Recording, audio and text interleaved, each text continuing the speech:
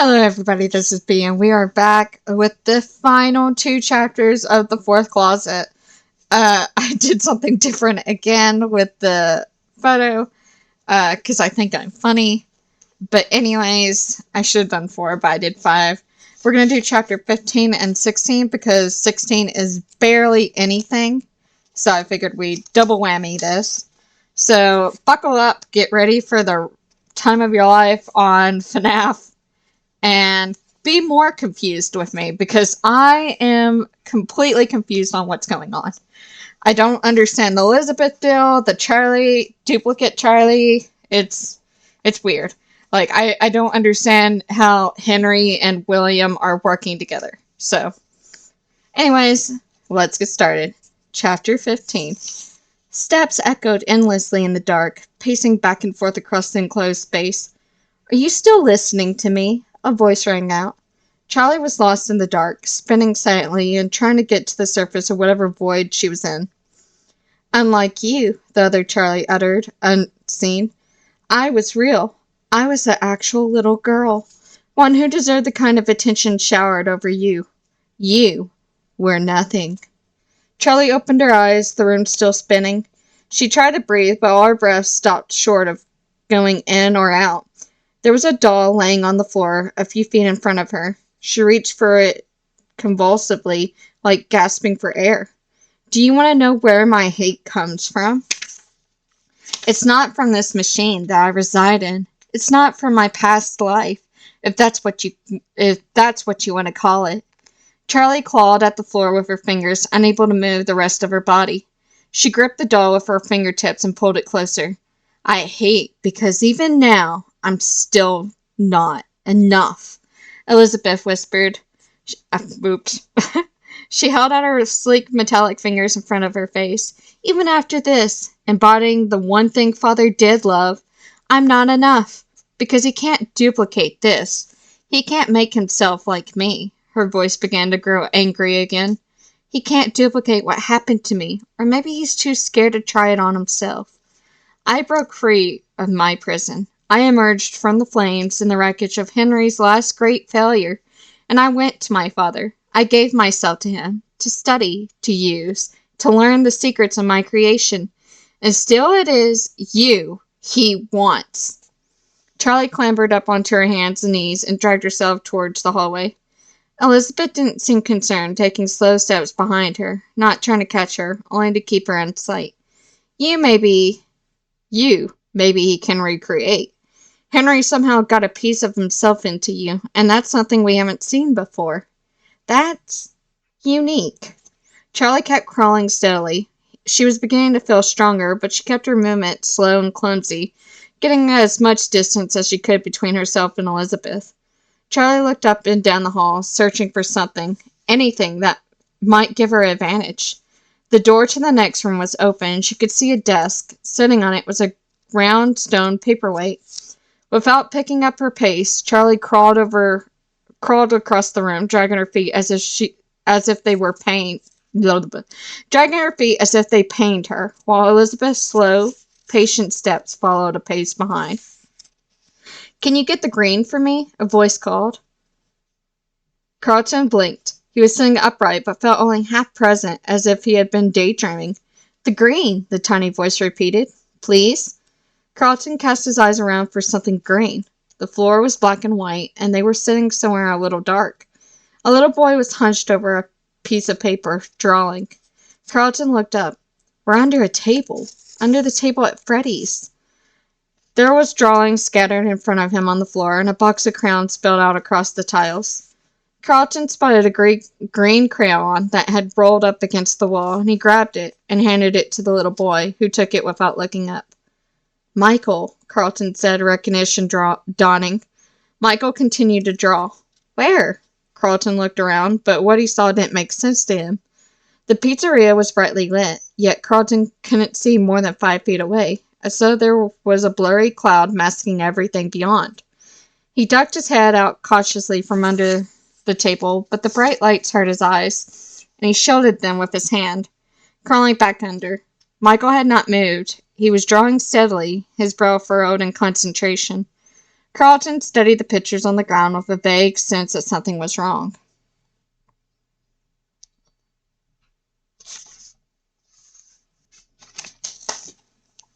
Michael had not moved. He was drawing steadily, his brow furrowed in concentration. Carlton studied the pictures on the ground with a vague sense that something was wrong. I don't belong here, he thought, yet part of him felt completely at home. What are you doing? He whispered to Michael, who looked up from his drawing at last. I had to put them back together, Michael explained. See? He pointed out from the table at the pizzeria around them. Carlton squinted into the blurry horizon, seeing nothing at first. Then they began to appear.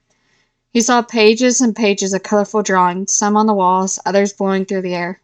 They're all in pieces, Michael said. He shuffled the pages in front of him and found two that showed the same child. Then he placed one on top of the other and began to trace the lines. These go together, Michael said. Holding up the picture, the two drawings had become one. The separate pages somehow bonded together. The lines were clearer and the colors more vibrant. What are you putting back together? Carlton asked. My friends, Michael pointed to a single picture propped up against the wall. It showed 5 children, 3 boys and 2 girls, standing together in a cheerful pose, with a yellow rabbit standing behind them. I know this picture, Carlton said slowly. His mind was still foggy, and as he tried to grasp at the answer, it only slipped further away. Who is that? Carlton whispered, pointing to the rabbit. He's our friend, Michael smiled, not looking up from his work. Can you go get more for me? Carlton looked out into the pizzeria. The space he could see had expanded a little more, and now he could make out the blurs of other children who seemed to be grasping at pages as they flew by, trying to grab the drawings.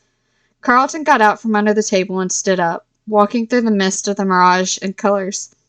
A boy in a black and white striped shirt came running up, chasing a piece of paper. What are you doing? Carlton asked as the boy grabbed the empty air and the page flew away into the blurry distance. My papers blew away, the boy cried and hurried off. Carlton turned and saw another boy in the same outfit on the opposite side of the room, chasing other pages. A little girl with long blonde hair ran past him, and he whirled around, recognizing her far away. These were duplicates of each child, all of them chasing different pages. A single figure stood still amongst the chaos, out of phase with the surroundings.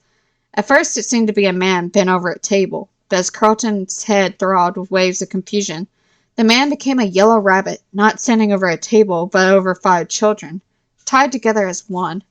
The second image washed away, and the rabbit became a man, again, standing in the dark.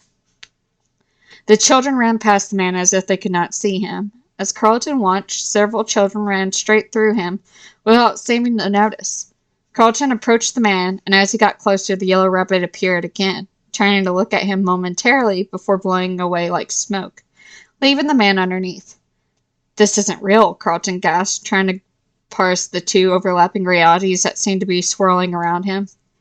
3 figures seemed to hold fast, while the rest of his surroundings flickered in and out of existence. The man standing at the table, a blond boy in the corner, the only child not running and not repeated, and a body lying on the floor, curled in a puddle of blood. Is that me? Am I dead? No, silly, a child called. You're with us.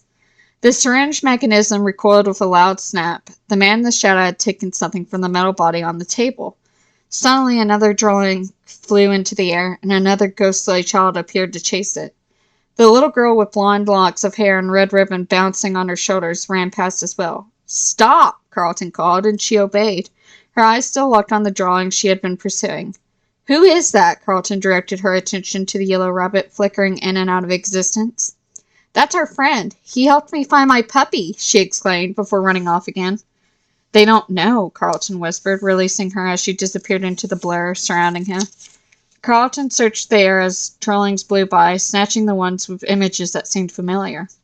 What are you doing? The little boy in the striped shirt asked. I'm going to help you put these together, Carlton said, reaching for another piece as it blew past.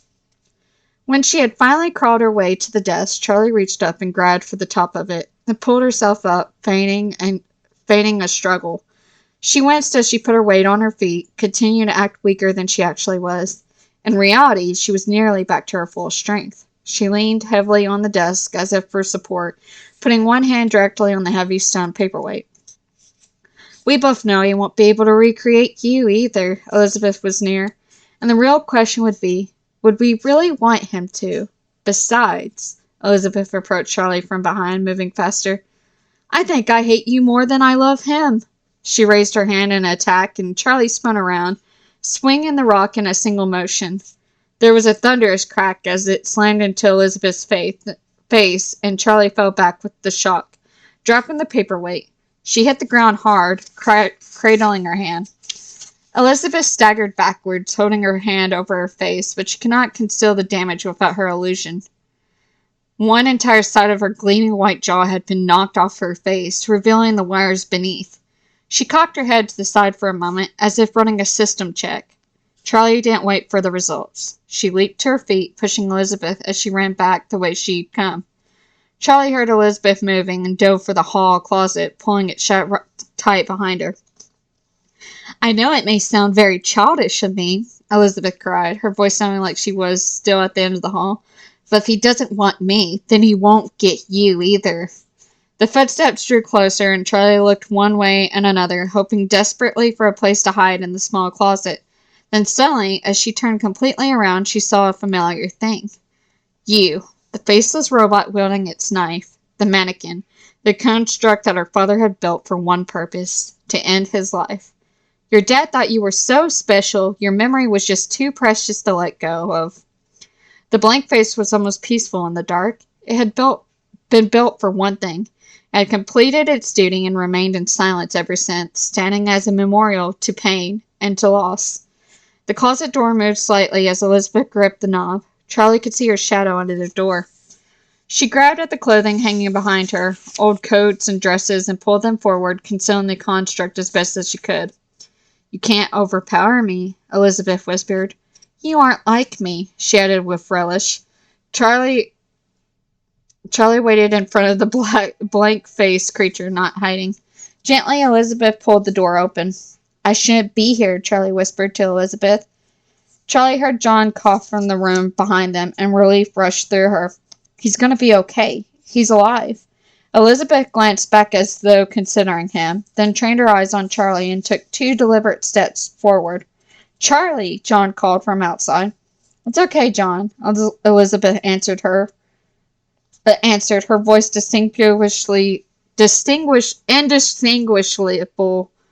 indistinguishable from Charlie's. I'll be right out.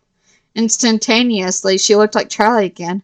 Not the grown-up Charlie she had been masquerading as, but Charlie as she really was, a mirror reflection. She shifted awkwardly, her eyes darting back towards John for just a moment, then gave Charlie a cruel smile. How far do you think I could get with him before he noticed? She whispered. You're right, Elizabeth, Charlie said. Elizabeth's smile faded. I was never supposed to be here. No. Elizabeth took this last step, closing the distance between them. She gripped Charlie by the neck, pressing up against her. Neither of us were. Charlie gripped the rag doll close to her chest. Elizabeth frowned in confusion, then peered over Charlie's shoulder, seeing the robot standing directly behind her. Charlie clenched her other hand, which was behind her back, doing something unseen with a quick motion. A metal pulley screamed. Charlie closed her eyes, hugging the doll, and when the knife went through them, it did not hurt. Elizabeth gasped as the blade plunged through her too, sounding almost human. Charlie saw Elizabeth's face, rigid with shock, then it was gone, replaced by the smooth metal plates of a robotic form. Sparks burst in the air above her as Charlie's vision began to fade, and the smell of hot plastic came to her from very far away. It's not fair, Elizabeth's voice sputtered with static. I never had a life. Charlie struggled to take in a breath, still clutching the rag doll to her chest. She reached for Elizabeth's dangling hand clumsily and caught it. Elizabeth looked at her confusedly, and Charlie strained to pull her hand up to the rag doll.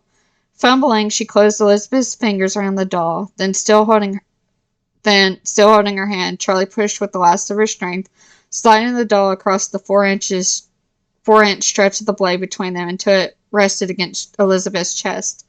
Charlie tried to smile, but everything was dark. She had forgotten how to see. Charlie felt her head fall forward and could not pull it up again. Elizabeth twitched for a moment longer, rattling the blade that pierced them both, then her head slumped forward, too, resting against Charlie's forehead. Charlie! John was screaming her name. Charlie! I love you, too. The words didn't come, and there was nothing at all. Here, right here, Carlton called. The little boy in the striped shirt helped align 2 more pictures, and Michael traced over them, connecting them into a single drawing. A second boy in a striped shirt appeared from the blurry surroundings and sat down on top of one already sitting with them, merging into him seamlessly. Only Carlton seemed to notice the merging of the 2 children. Not even the boy in the striped shirt himself seemed aware. Beside them was the little girl with blonde curls, and they had found all her drawings and put them together, and now she looked solid and real, no longer ghostly like the others. She was able to speak in full sentences, her cognitive abilities having steadily grown stronger as her drawings were united. Carlton struggled to find matching images for the others. He was keeping track of the 3 stable figures, the man, the boy in the corner, and the body. And it was clear he was running out of time. The man was making preparations to harm the boy in the corner. You said he saved your dog? Carlton asked the blonde girl, grasping for answers.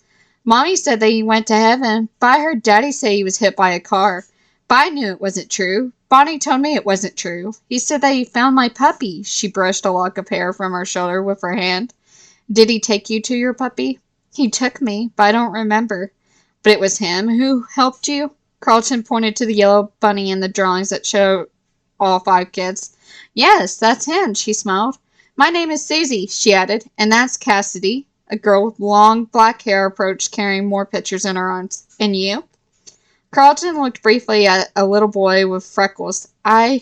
He struggled to speak, and Carlton glanced nervously at the man in the room as he matched 2 more drawings together. There! Michael exclaimed proudly. Another ghostly image of the freckled boy climbed under the table and merged with the one who was already there. He instantly became less ghostly and more whole. I'm Fritz, he smiled, suddenly filled with more life. William Afton clenched his fist, studying his own hands for a moment, then looking towards the medical monitors in the corner. I feel that my time is running short. He looked towards Carlton thoughtfully, but Carlton was still lying on the floor, motionless. That's unfortunate, he growled. I hoped to learn something. But maybe that's not the problem. He looked towards the metal table. Maybe we just need some new life in this mass of metal.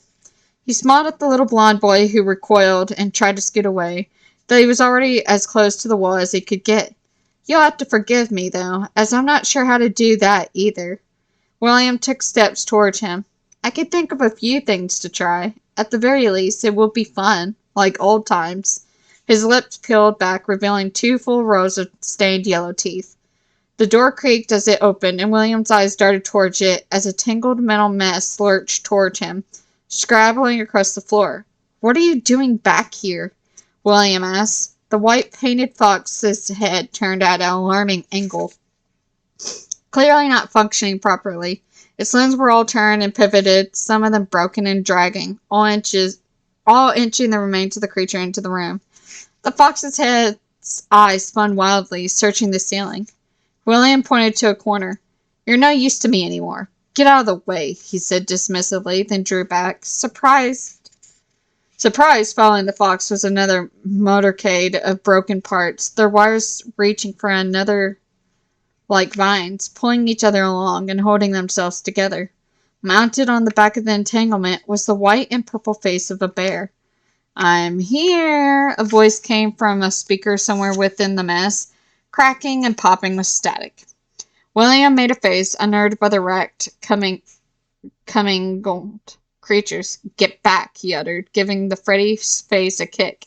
The mass of parts slid away without resistance, sounding almost disappointed as they came to stop a few feet away. What a waste, he hissed. He turned his attention to the fox again, apparently the most intact. Bring that boy to me, he instructed, and the fox turned its eye to the corner.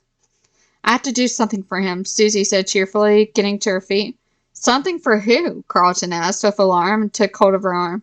Bonnie, she smiled, gesturing towards the cheerful yellow rabbit wavering in and out of existence behind the table. He asked me to do something for him just now. He wants to bring a new friend for us, and he needs my help. Bonnie isn't your friend, Carlton said, still holding her arm. He gasped as the immediate danger that the little boy faced, and as the girl struggled to break away. He is my friend. He found my puppy, she cried and yanked her arm free. No, don't go to him, Carlton pleaded. John! Get back! John screamed and jolted awake, swinging his arms up to block an attack and jerking back. His head cracked against the cabinet behind him. Ow! He groaned, regaining awareness of where he was. He rolled over, holding his side gingerly, then held perfectly still, tilting his head to listen. Silence reverberated through the space, weighing down the room with emptiness. Charlie, he whispered, everything that had happened rushing back all at once. The hallway. John pulled himself to his feet with a sick dread, bracing himself against the cabinet door. His right foot gave away as soon as he put weight on it, and pain shooting up through his ankle. He put a hand against the wall for balance, then hopped on his left foot to reach the door. He crashed hard against the doorframe, wincing as his ribs flared with pain, and then squinted, trying to see in the dark. Charlie, he called. The closet door was open, and he could see figures inside, but he couldn't make out anything distinct. He made his way to the closet, leaning on the wall, trying to ignore his throbbing ankle. It was difficult to see through the hanging coats, and he began to shove them aside, then stopped abruptly, scarcely avoiding the blade of a massive knife, almost a sword, pointed directly at him. He blinked as his eyes adjusted. The blade was connected to an extended metal arm. The figure he had first thought was holding the knife had instead been run through with it, and behind that was something else, something familiar. He backed away, bending to look at the inhuman face of the creature impaled on the knife. He stared for a moment, his face growing hot, then suddenly he turned away and doubled over, overcome with a wave of nausea. He dropped to his knees and retched, his ribs screaming protest as he heaved, but there was nothing in his stomach to throw up. He gasped, trying to make it stop, but his stomach clenched and spasmed until he felt like he would be turned inside out. When at last it began to abate, John rested his forehead against the wall, his eyes watering. Light-headed, he got to his feet, feeling as if years had passed. He did not look into the closet again. John limped towards the door, grinding his teeth with every step. But he did not stop moving until he was outside the house, and he did not look back. There, Michael cheered, momentarily distracting Susie from trying to leave. The last phantom of the girl with long black hair came and sat with them. Then she had merged with others like her. She blinked and looked up and took in a long, calm breath. We're all together now, Michael said with a smile. The drawings on the ground had disappeared, and 5 real-seeming children sat with Carlton under the table, no longer ghostly images. The rabbit isn't your friend, Carlton repeated. Susie gave him a puzzled look and pointed to the only drawing left, the large one that showed all 5 children with the smiling yellow rabbit. I said bring them to the table, William said angrily, drawing Carlton's attention across the shadows. The painted fox cocked its head to the side, but before William could scold it again, more noises came from the hall. The door opened, pushed like something was bumping against it, and a variety of mechanical things made their way into the room, crawling and clawing their way across the floor in various states of disrepair. There were the climbing babies and the gangly clown that had sat atop a carnival game in the dining room. Others filled in that Carlton did not recognize. Waddling dolls painted with clowns' faces, disjointed circus animals, and other things he could not even name. Get back, William hissed as the macabre and brushed a crawler aside with his foot, struggling to keep his balance. The little blond boy had stopped crying. He was staring stunned at the creatures, shrinking away with his hand half blocking his face. Afraid of them now? William turned on the boy. Don't fear them. Fear me, he snarled with renewed strength, and he clenched his jaw, taking stiff but deliberate steps towards the boy. I'm the only thing in this room that you should be afraid of, he said, and the boy turned to him again, his face still full of fear. I'm just as dangerous as I've always been, William growled. He grabbed the boy by the arm and dragged him to the table. No, no, no, Carlton shouted as he watched the shadowy figure hoist the boy onto the table. He glanced helplessly at the children, but they looked at him blankly. Can't you see? He's hurting that boy. The children just shook their heads confusedly. He's in danger. I have to help him. Let me out. Carlton struggled to get up, but his legs were weighted down and anchored to the illusion. That's just Bonnie, Susie smiled. Bonnie is not your friend. He's the one that hurt you. Don't you remember? Carlton cried with mounting frustration.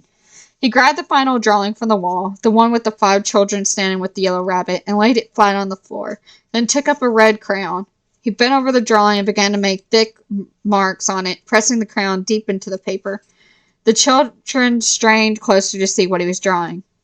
Here we go, William said from the shadows. Carlton glanced up to see the little boy squirming on top of the massive metal, where William was holding him in place. The table was heating up, and the orange glow beginning to flare from within it. I'm running out of ideas, William said, failing to hide his anxiety. But if I'm not going to survive this, then you certainly aren't either. William pressed down on the boy's chest, and the boy struggled to free himself.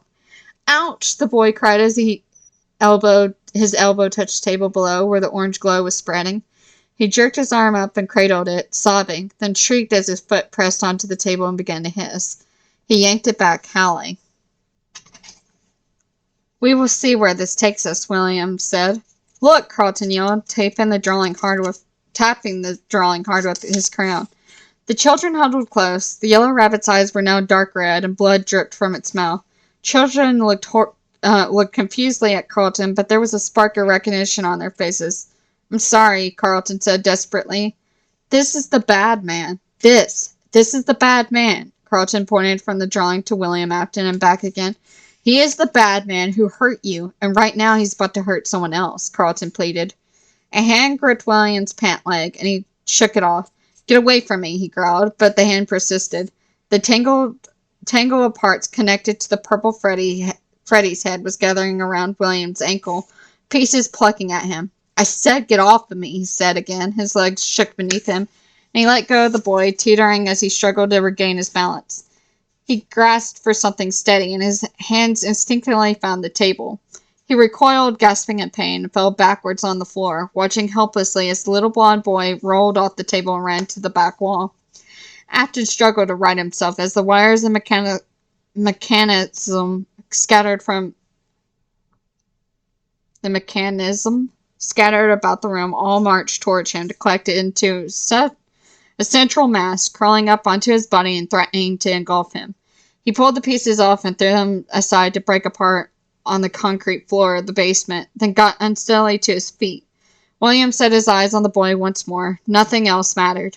He took 3 laborious steps forward, machine still wrapped around his legs. The head of the white fox snapped at him from his ankle and where it had wound its limbs around his leg, and the purple bear had sunk its jaw into his calf and was biting down. One of the crawling babies had climbed up onto William's back, where it thrashed its way back and forth, setting his frail body swaying. Another crawler held fast to his ankle, chewing at his flesh. Blood dripped onto the floor with each step as he took, but William's eyes remained fixed on the terrified boy, his fury only growing. Falling in a burst of anger, he flung the robotic baby from his back and stomped down on the metal bear's head, breaking its jaw and dislodging its teeth from his leg. At last, William reached the child. The blond boy screamed as William brushed his bony finger over the boy's face. Then suddenly, William felt something blazing hot wrap around his waist and yank him back. He twisted wildly and saw the creature from the table was standing, and its 2 metal arms were now gripping William from behind, pulling him away from the boy. Its skin contorted and moved like molten metal, and its motions jerky and unnatural. Its joints popped and snapped as it moved, as though each movement should have been impossible. No! William cried, hearing the crackle of the flame as his hospital gown caught fire, pressed against the burning creature. Carlton opened his eyes and took a breath, a real one. He clutched his chest and tried to remain motionless, lifting only his eyes to watch as the amalgamation of metal and cords pulled William Afton backwards into the massive furnace. Smoke and fire erupted from the thing with a roar, and then the room was still. The creatures and parts had been wriggling on the floor stopped at once and did not move again. Carlton felt the searing pain in his chest surge, and he slipped into the darkness. Carlton? Carlton opened his eyes. Michael was sitting patiently beside him, apparently waiting for him to wake up.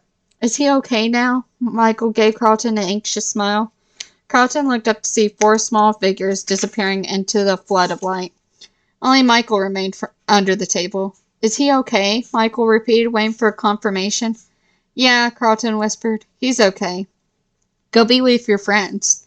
He smiled, but Michael didn't get up. He was looking at Carlton's chest, where someone had placed a drawing over his wound. This is part of you, Carlton said, grasping at the picture. You'll die without it, Michael whispered.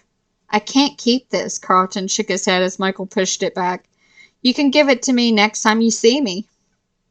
Michael smiled and the drawing began to fade, hovering where Michael had placed it for a last moment before the ghostly image vanished, seeming to sink into Carlton's chest. Thank you, Carlton heard the echo of Michael's voice, but Michael was gone, and there was nothing but light. Carlton, John yelled. Carlton, hang on. We're going to get you out of here. Marla, Jessica, Carlton. Okay, that was the end of chapter 15, and now we're on chapter 16. So, what happened to them? Marla had scooted too close to Carlton's hospital bed that she was practically in the bed with him. Ouch, Marla. The nurse said I need to sleep and I shouldn't be exposed to a lot of stress right now. He reached for a juice box nearby, but Marla pushed it out of reach. Oh, please. I practically am a nurse, and besides, I want to know what happened. Marla lifted a series of tubes and pulled them out of her way so she could get closer. Marla, those are attached to me. Those are keeping me alive. He searched frantically around his bedside table. Where's my panic button? Marla felt around the edges of the bed until she found the small device with a red button on it, then set it nearly in her lap, clearly under her protection. No juice, no nurse. Tell me what happened. Where's Dad? Clay? He lifted his eyes, searching the room until he found his father, who was standing by the window, his face tight with worry. I'm right here, he said, then shook his head. You gave us a scare, and it wasn't a practical joke this time. Carlton grinned, but it was short-lived as he glanced around the small room in distress. Are the kids all right? He asked, not sure. He wanted to know the answer. They're safe, all of them, Jessica said quickly. All of them? Carlton said in a joyful disbelief. Yes, you saved him. The last one, Jessica smiled.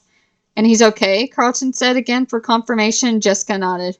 And Charlie? He said softly. Jessica and Marla looked at each other, unsure. We don't know, Clay said, stepping forward. I've been out to look for her, and I'm going to keep looking for her, but so far... He broke off and cleared his throat. I'm going to keep looking, he repeated. Carlton looked down thoughtfully and then looked up once more. And what about hot Charlie? Marla slapped Carlton's shoulder and he recoiled. Marla, ouch, I almost died. This is blood on my bed. That's Kool-Aid. You spilled it all over yourself about an hour ago. Marla rolled her eyes. John? Carlton suddenly spotted him in the doorway, hanging back so far he was almost in the hall. John waved, smiling lightly. Looks like they have you patched up pretty good, he said, nodding towards Carlton's bandages. Yeah, something's wrong. Carlton considered John for a moment, but before he could formulate a question, a nurse briskly stepped into the room. Visiting time's over for now, she said apologetically. We need to run some tests. Clay stepped up to the bed, displacing Marla briefly. Get some rest, huh? He said and patted the top of Carlton's head. Dad, he groaned. I'm not 5. Clay smiled and headed for the door. John stopped him. You're gonna keep looking for Charlie? He asked. Of course, Clay said reassuringly, but gave him a confused look before leaving the room. You're not gonna find her, John said softly. The rest of them watched discomfited as John slipped out the door without another word, not waiting for anyone else. Hey, we found this next to you. I wasn't sure if it was important, Jessica said, pulling Carlton's attention back, and handed him a folded piece of paper, heavy with crown marks within, and folded it, revealing a grassy hill with 5 children running over it, and the sun overhead. Yours? Jessica asked. Yeah, Carlton smiled. Mine. Okay, Jessica gave him a suspicious look, then returned the smile, leaving the room. Carlton held the drawing close and gazed out the window. He had come into the room cautiously, afraid to wake her up. The room was dark, except for the light filtering in through the small, dirty window, and she peered at him for a moment, as if she could not see him. John, she whispered at last. Yeah, did I wake you up? She was quiet for the time he thought she was asleep. Then she murmured, You said you loved me. The memory turned bitter here, and it had been nagging at him ever since since everything ended. You said you loved me, she said, and he had babbled nonsense in response. He stood in the gravel parking lot for a moment, feeling woefully unprepared. He tapped his hand nervously on the metal fence post, then took a deep breath and went through the gate. Slowly he followed the path he had once watched Charlie take, hindered a little by the brace on his ankle. Most of the cemetery was green and well kept as any park, but this corner was all scrubby grass and dirt. Two small plain tombstones sat together just beside the fence, a telephone pole rising behind them like a sheltering tree. John took a step forward, then stopped, the sudden feeling that he was being watched. He turned in a slow circle, then he saw her. She was standing beneath a tree just a few yards away where the grass grew lush and green. She smiled and extended a hand, beckoning for him to come to her. He stood where he was. For a moment the world seemed blunted. His mind had gone numb. He could feel that his face had no expression, but he could not remember how to move it. He looked back at the stones with a sharp stab of longing, then swallowed and took steadily breaths until he could move again. He turned to the woman under the tree, her arm still extended, and went to her. A warm gust of wind rolled over the cemetery as they walked away together. The trees rustled, and the rush of leaves blew across the stones, sticking to some. Beneath the telephone pole, the grass rolled with waves, brushing against the two stones that sat together in the setting sun. The first was Henry's. The other read, Beloved daughter, Charlotte Emily, 1980 to 1983. From the telephone pole above, a crow called twice, then launched itself into the sky with a flurry of wings. And that is the end of the fourth closet. So I hope you guys enjoyed, and I will see you in the next video. Bye-bye.